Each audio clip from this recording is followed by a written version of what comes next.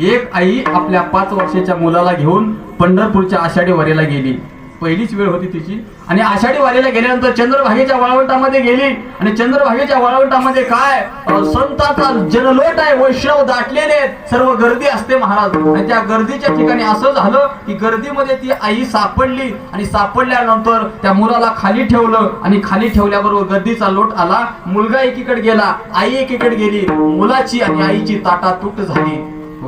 एक मुलगा स्वतःच्या डोळ्यात बघत आईचा हरवावा, किती दुःख त्या आईला झालं. टाहो पडला पांडुरंग, आता काय करू. 2 ते 4 तास ती आई मुलाला शोधत होतं, मुलाचा तपास लागला नाही. म्हणून शेवटी 1 किलोमीटर पलीकडे एका समाधीला टेकून ती थकली होती बिचारी. तिच्या डोळा झाकला. आणि डोळे झाकल्यानंतर काय झालं, इकडे तो 5 वर्षाचा हरवलेला मुलगा कुणाला तरी सापडला. आणि त्या चंद्रभागेच्या घाटावरती तो पोलिसांच्या हवाली कोणीतरी केला.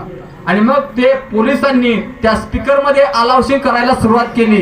ऐका हो ऐका, एक 5 वर्षाचा टी शर्ट आणि काळी जीन पॅन्ट घातलेला मुलगा. हे शब्द कुणी ऐकले? 1 किलोमीटर आई पलीकडे बसलेली होती.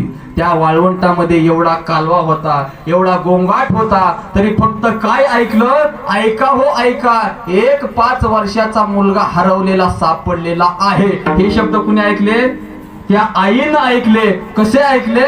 मनाचे कान करून आपला हरवलेला मुलगा आता सापडलेला आहे. बाकीचा कुठलाही तिने विचार केला नाही. फक्त आपल्या मुलाच्या वर्णनाकडे तिचं जसं लक्ष होतं, तिचं आईचं जसं मुलाकडे लक्ष होतं तसं लक्ष आपलं कीर्तनात पाहिजे. विठ्ठल याचं कारणही सांगतो. कीर्तनातला एक वाक्य जरी आपण ऐकलं, एक वाक्य, तरी आपल्या जीवनाचा कायापालट होतो. कसा? हो, एक सावकार होते, सावकार. आणि सावकार ते कधीच कीर्तनावर जात नव्हते. आणि सहसा करून मोठ्या लोकांना कीर्तन आवडत नाही बरं का.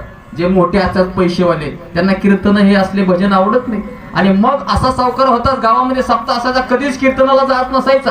परंतु 1 वर्षी गावकऱ्यांनी विचार केला की या सावकारांना कधीतरी आपण कीर्तनात आणायचं म्हणजे आणायचं. सगळ्या गावाने विचार केला. म्हणून त्याच्या पाहुणा कीर्तनकार होता, पाहुण्याला तारीख दिली. आणि कीर्तन करण्याकरता पाहुणा आला. पाहुण्याने विनवणी केली, सावकार आजच्या दिवस तरी कीर्तनाला चला. म्हणला मी कधीच कीर्तनाला येत नाही, आपल्याला कीर्तन आवडत नाही. नाही 5 मिनिटं तरी बसा. म्हणून सावकार कीर्तनाला गेले.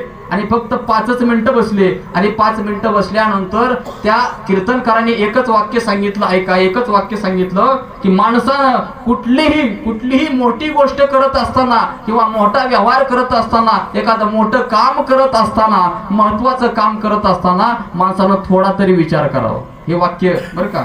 कोणतं वाक्य होतं? कोणतंही मोठं काम करत असताना त्याच्या अगोदर माणसानं थोडा विचार करावा. एवढंच वाक्य त्या सावकारानं ऐकलं. आणि तो म्हणला आपल्याला कीर्तन नाही पाहिजे, निघून गेला. एकच वाक्य त्याच्या कानामध्ये राहिलं. आणि निघून गेल्यानंतर दुसऱ्या दिवशी रानामध्ये तो कामाला गेला. आणि इकडं त्याचा 15-16 वर्षाचा मुलगा, तरुण वयातला मुलगा, आणि पत्नी बिचारी घरी होती, दोघेच घरी होते. आणि अचानक काय झालं, तो मुलगा कॉलेजला असायचा, परंतु त्या दिवशी अचानक त्याला ताप आला. आणि ताप आल्यानंतर एवढा ताप चालला की मेंदूपर्यंत त्याचा ताप गेला. काय करावं त्यानं सांगितलं, आई मला खूप भीती वाटते, काहीतरी कर. म्हणून आईनं त्या मिठाच्या पट्ट्या डोक्याला लावल्या. थोडासा ताप उतरला. आणि मग त्या मुलानं सांगितलं, आई मला खूप भीती वाटते, तू असं कर, मी आता इथं पलंगावरती झोपतो, तू माझ्या शेजारी झोप, म्हणजे माझी भीती जाईल. म्हणून आईनं काय केलं, त्या मुलाच्या तोंडावरती चादर टाकली. तो झोपी गेला. आणि मुलाला झोपवता आई सुद्धा झोपी गेली.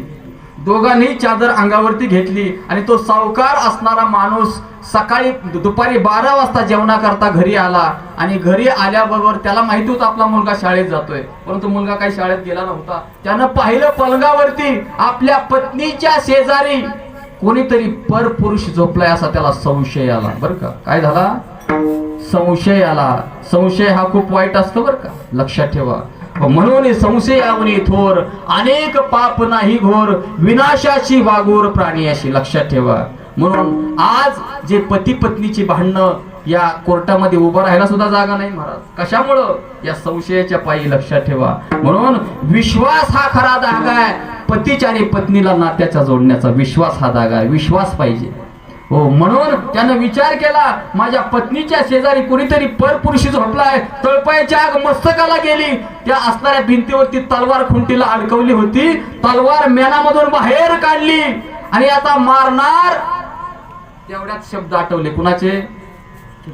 कुणाचे? कीर्तनकाराचं वाक्य आठवलं. काय आठवलं वाक्य?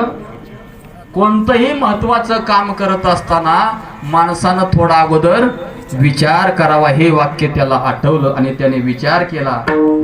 लक्षात ठेवा, काय विचार केला? आता तर मी या दोघांना मारणारच आहे, परंतु त्या आधी बघू आपल्या पत्नी समेत कोण झोपलंय, अगोदर बघू. म्हणून त्याने काय केलं? तलवार खाली ठेवली आणि चादर बाजूला काढली. महाराज, तो स्वतःचा मुलगा आणि स्वतःची पत्नी त्याला समोर दिसली आणि डोळ्यामधून आश्रेच्या धारा वाहू लागल्या. पळतच गेला. ज्या महाराजांनी हे वाक्य सांगितलं, महाराज त्या महाराजांचं दर्शन घेतलं आणि कायमचा शिष्य त्या महाराजांचे बनले. म्हणून ऐका, कीर्तनातल्या एका वाक्यामुळं त्या स्वतःच्या मुलाचा जीव वाचला, पत्नीचा जीव वाचला आणि या दोघांना जर मारला असतं त्याला सुद्धा फासावरती जावं लागलं असतं. म्हणून एवढा अख्खा प्रपंच कीर्तनकाराच्या एका वाक्याने जर वाचत असेल तर 2 तास नवे 7 दिवस जर आपण कीर्तन ऐकलं तर किती मोठा